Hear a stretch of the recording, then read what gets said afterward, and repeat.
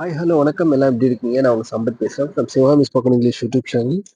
இன்னைக்கு வந்து நம்ம யூடியூப் சேனல்ல மாடல்ஸ் பத்தி பார்க்க போறோம். இப்ப லாஸ்ட் ஒரு 2, 3 நாள் கிளாஸ் தான் நம்ம மாடல்ஸ் தான் பார்த்துட்டு இருந்தோம். இன்னைக்கும் மாடல்ஸ் பத்தி தான் பார்க்க போறோம். சரிங்களா? இன்னைக்கும் மாடல்ஸ் பத்தி தான் பார்க்க போறோம்.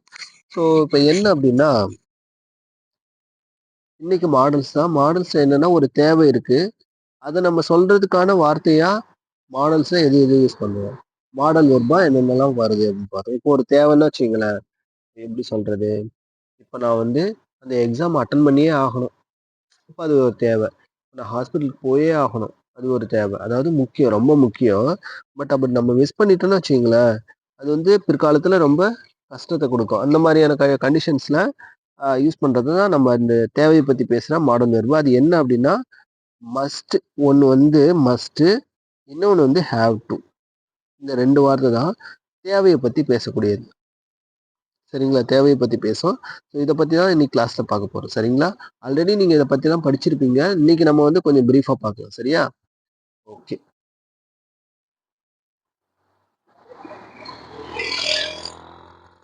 அப்ப 2 வெர்பு ஒண்ணு வந்து தேவைய பத்தி பேசுதுன்னா, ஒண்ணு மஸ்ட், இன்னொன்னு வந்து ஹேவ் டூ. சரிங்களா? அதான் தேவைய பத்தி பேச 2ம் பயன்படுத்தலாம். இந்த 2த்துமே எப்போ பயன்படுத்தணும்னா, இப்போ கட்டாயமா, கண்டிப்பா 100% ஒரு வேலைய செஞ்சாகணும் அப்படின்ற பட்சத்துல 2மே யூஸ் பண்ணிக்கலாம்.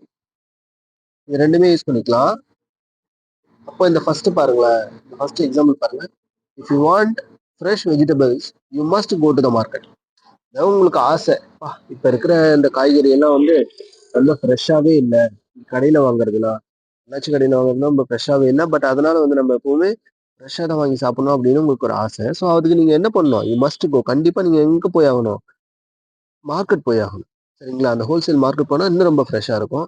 சரிங்களா? கார்டனுக்கு போனா அதை விட இன்னும் ரொம்ப இது ஜஸ்ட் ஒரு எக்ஸாம்பிளுக்காக தான் நான் சொல்றேன். சரிங்களா? ஓகே. அப்போ if you want fresh vegetables, உங்களுக்கு காய்கறி ஃப்ரெஷ்ஷான காய்கறி வந்து தேவைன்னா you must go to the market அப்படின்னு சொல்லலாம்.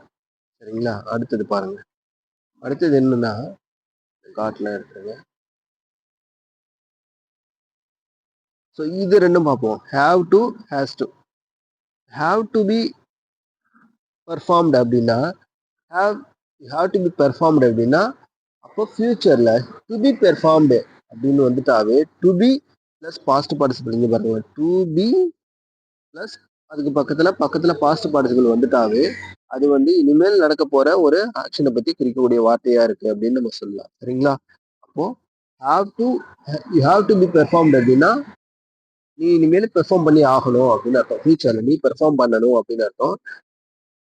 ஹாவ் வந்து எப்பவுமே எதுக்குலாம் வரும்? ஐ, வி, யூ, தே, இது கூட எல்லாம் ஹேவ் வரும். I have to be performed. We have to be performed. You have to be performed. They have to be performed வரும். Has வந்து எப்போ வரும்? He, she, it இதுக்கெல்லாம் has வந்துரும். She has to be performed. It has to be performed. He has to be performed. He has to be performed அப்படின்னா அவன் perform பண்ணி ஆகணும் அப்படின்னு அர்த்தம். சரிங்களா? To be plus past participle எங்க வந்தாலுமே அது இனிமேல் நடக்க போற ஃபியூச்சர்ல நடக்க போறதா பொருளை நமக்கு தருது அப்படின்னு சொல்லலாம். இப்போ அடுத்தது பாருங்களேன். இதே மாதிரி ஒரு எக்ஸாம்பிள் சொல்றேன். இப்போ நம்ம எப்பவுமே ஒரு சீரியல்லாம் பார்ப்போம்ல, டு பி கண்டினியூ அப்படின்னா டு பி கண்டினியூன்னா என்ன? டு பி கண்டினியூனா தொடங்குறது. டு பி கண்டினியூன்னா இனிமேல் ஃபியூச்சர்ல தொடங்கும் அப்படின்னு அர்த்தம். அப்போதான் நம்ம நாடகத்துல பார்ப்போம்ல, தொடரும் தொடரும் அப்படின்னு பார்ப்போம்ல, அதான் டு பி கண்டினியூ. அப்போ to be plus past participle வந்து அது ஃபியூச்சர்ல இனிமேல் இந்த செயல் வந்து நடக்கும் அப்படின்னு அர்த்தம். சரிங்களா?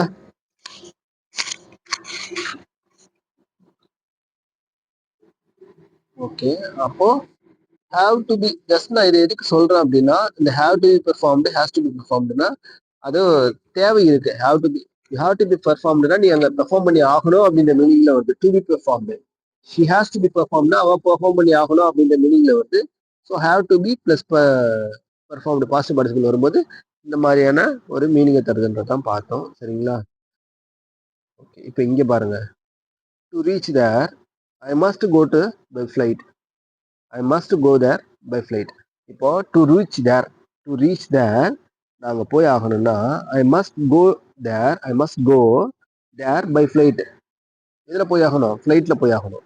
ஃப்ளைட் பை ஃப்ளைட்னு சொல்லுவாங்க, இல்ல ஆன் ஏர்னு சொல்லுவாங்க. சரிங்களா? ஓகேவா?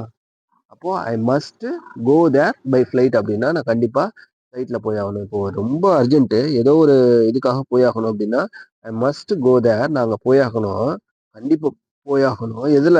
By flight.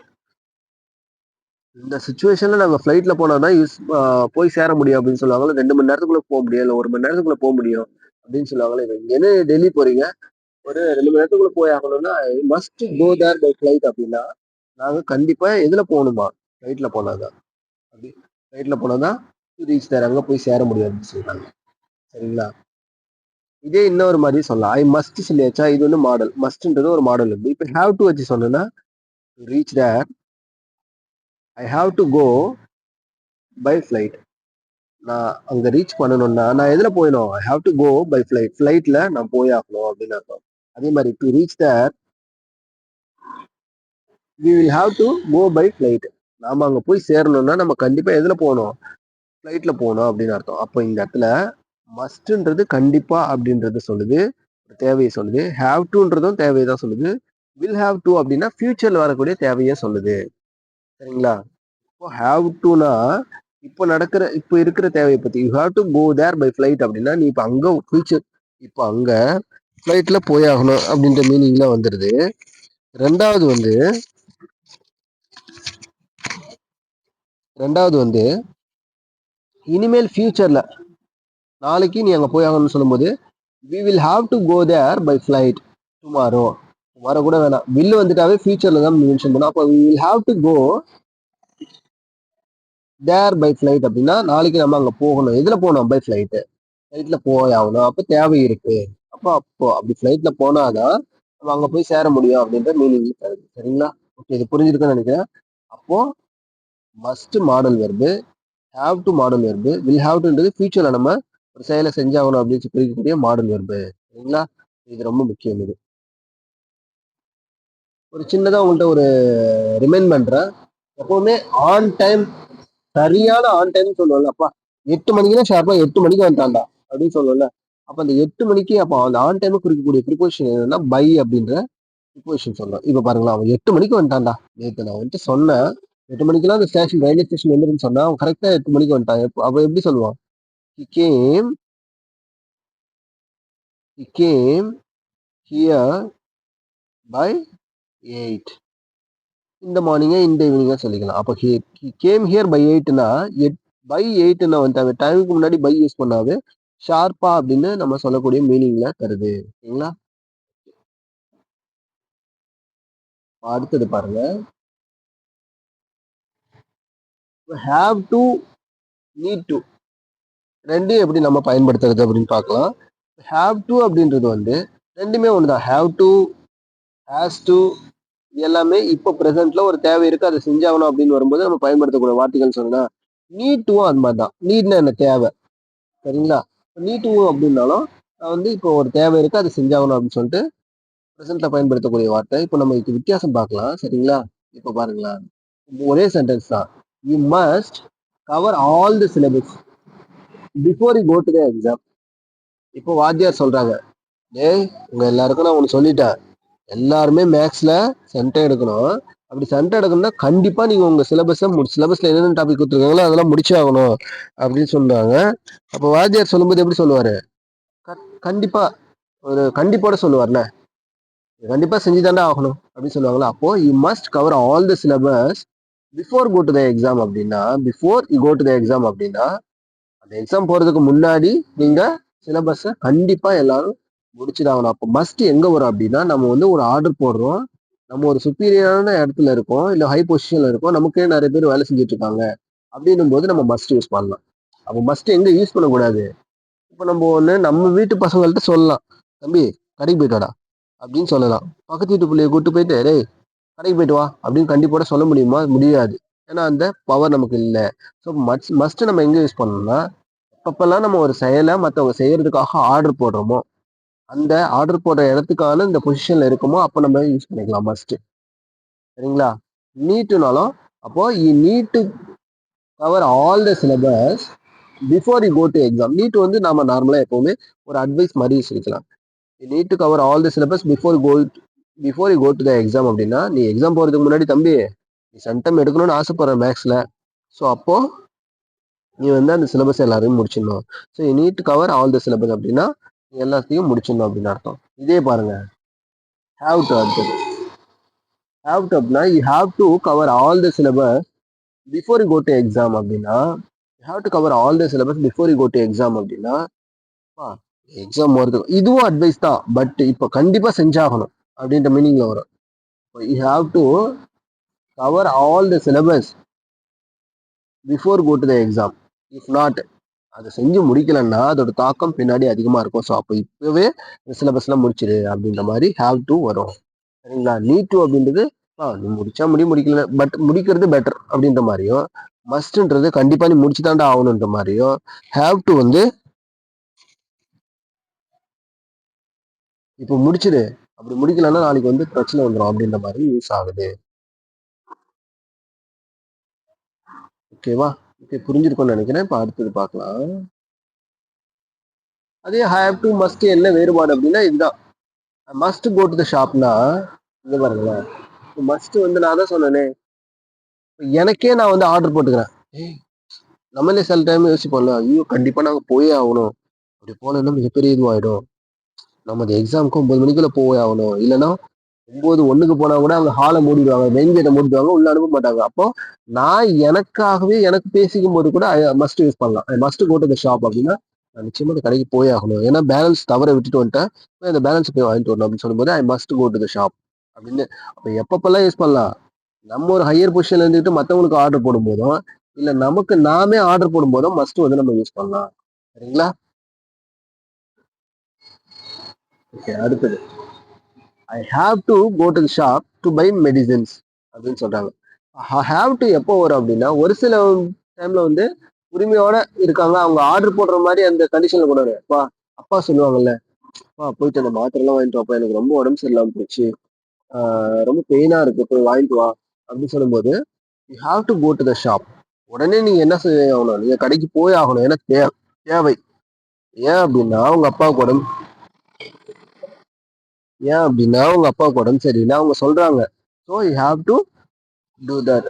நீங்க அதை செஞ்சாகணும். சரிங்களா? செய்யலைன்னா என்ன ஆகும்? அவங்களுக்கு இன்னும் ரொம்ப சிவியரா வந்து ஹாஸ்பிட்டல் அட்மிட் பண்ற மாதிரி கண்டிஷனுக்கு போயிடுவாங்க. ஸோ அதனாலதான் ஹாவ் டுன்றது இப்ப பிரசன்ட்ல கண்டிப்பா செஞ்சாகணும், இல்லைன்னா ஃபியூச்சர்ல பெரிய பிரச்சனையே வருத்தப்படுற மாதிரி ஒரு இதை கொடுத்துரும். சரிங்களா? அப்போ மஸ்ட்ன்றது உங்களுக்கு எப்போ யூஸ் பண்ணணும்னு தெரியணும். ஹேவ் டு, ஹேஸ் டு அப்படின்றது பிரசன்ட்ல இப்போ ஒரு தேவை இருக்கு, அதை செஞ்சாகணும், அப்போ முக்கியமான தேவைன்னா அது இப்பயே செஞ்சாகணும் அப்படின்ற மாதிரி நம்ம யூஸ் பண்ணலாம். சரிங்களா?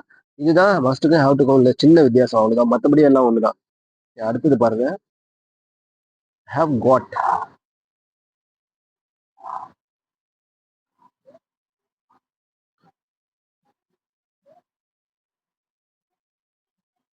ஓகே, இது மூணும் இப்போ வேணாம், இது நான் உங்களுக்கு பின்னாடி நான் சொல்றேன். சரிங்களா? அடுத்தது நம்ம பார்க்கலாம்.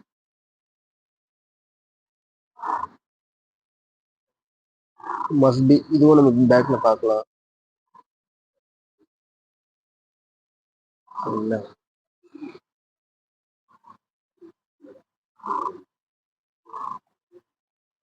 இதெல்லாம் பின்னாடி பார்க்கலாம், இதெல்லாம் பிரீஃபா போவோம். இந்த இடத்துல பாத்தீங்கன்னா had to. ஓகே, ரொம்ப ரொம்ப முக்கியம். இப்போ நம்ம என்னென்ன பார்த்துருக்கோம்? have to பார்த்துருக்கோம், has to பார்த்துருக்கோம், அடுத்தது must பார்த்துருக்கோம், need to பார்த்துருக்கோம், will have to பார்த்துருக்கோம். இது எல்லாமே ஒரு தேவையா இப்போ இருக்குன்னு பேசுவோம். will have to மட்டும் ஃபியூச்சர்ல ஒரு தேவை இருக்கு, அது செஞ்சாகணும்னு பத்தி பேசுவோம். அப்போ had to எதுக்கு வரும் சார் அப்படின்னு கேட்டீங்கன்னா, he had to go there. he had to go thereனா அவன் அங்க போனா, நேற்று நாங்க போயிருந்தோம். அப்போ ஹேட் டு வந்துச்சுன்னா அது வந்து கடந்த காலத்துல ஒருத்தவங்க செய்ய வேண்டிய தேவை இருந்துச்சு அப்படின்ற மாதிரி சொல்லும். உதாரணத்துக்கு பாருங்களேன், நாங்கெல்லாம் வந்துட்டோம், பட் வந்து அவன் வந்து சாவியை மறந்து வச்சுட்டு வந்துட்டான். அப்ப மறந்து வச்ச இடம் அவனுக்கு மட்டும் தான் தெரியும், சாவியை மறந்து வச்ச இடம் அவனுக்கு மட்டும் தான் தெரியும். அதனால he had to go there. அவன் அங்க போக வேண்டிய தேவை இருந்துச்சு. சரிங்களா? He had to go there. அடுத்தது we had to go there, we had to go by flight. ஒன்னும் இல்லப்பா, நாங்க ஒரு 5 பேர் நின்றுட்டு இருந்தோம், சடனா வந்து எங்களை பாம்பே போக சொல்லிட்டாங்க. பாம்பே போகணும்னா உங்களுக்கு வந்து இன்னும் 2 மணி நேரத்துல எங்க ஆபீஸ்ல வர சொல்லிட்டாங்க. நீங்க உடனே பாம்பேல இருக்கணும், ஹெட் ஆபீஸ்ல இருக்கணும் அப்படின்னு சொல்லிட்டாங்க. நாங்க ரொம்ப யோசிச்சுட்டு இருந்தோம். So we decided and we had to go by flight. And we decided and we had to go by flight. நாங்க டிசைட் பண்ணிட்டு ஃபிளைட்ல போலாம்னு முடிவு பண்ணிட்டு ஃபிளைட்ல போனோம். சரிங்களா? இல்ல we had to go by flight. ஃபிளைட்ல போறதுக்கான தேவை இருந்துச்சு அப்படின்னா அப்போ ஃபிளைட்ல போகணும். சரிங்களா? அடுத்தது you must have played well in the game. இதுதான் நம்ம முன்னாடியே பார்த்தோம்ல. ஒரு செயலை செஞ்சு முடிச்சிருக்கணும், நீ அப்படி செஞ்சிருக்கணும், இப்படி செஞ்சிருக்கணும் அப்படிலாம் சொல்லும்போது you must have plate, you should have plate, you would have Khan, நீ அங்க போயிருக்கணும் அப்படிலாம் சொல்லும்போது இப்ப பாருங்களேன், நான் இப்போ மஸ்ட் ஹாவ் பிளேடுன்னு இருக்கா, இப்போ நான் இதை 3 சொல்றேன் பாருங்க. Must, should, would.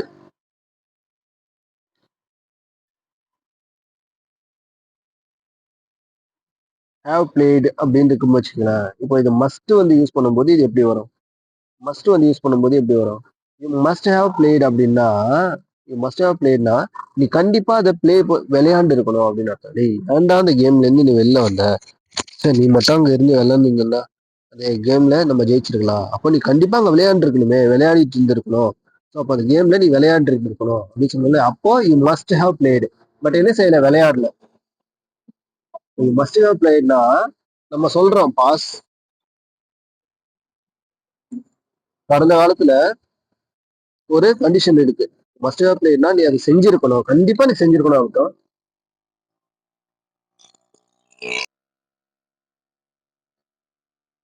அதே மாதிரி யூ ஷுட் ஹேவ் பிளேட்னா நீ அங்க அதே விளையாண்டு இருக்கணும். அவ்வளவு கண்டிப்பா இல்லை. இப்போ மஸ்ட்னா கண்டிப்பா 100% நீ அங்க விளையாண்டே இருந்திருக்கோண்டா, ஏன்டா அங்க வந்த அப்படின்னு கேட்போம்ல.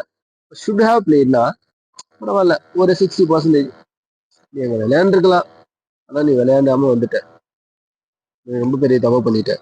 நீ அங்க போயிருக்கலாம், ஆனா நீ போகாம வந்துட்ட.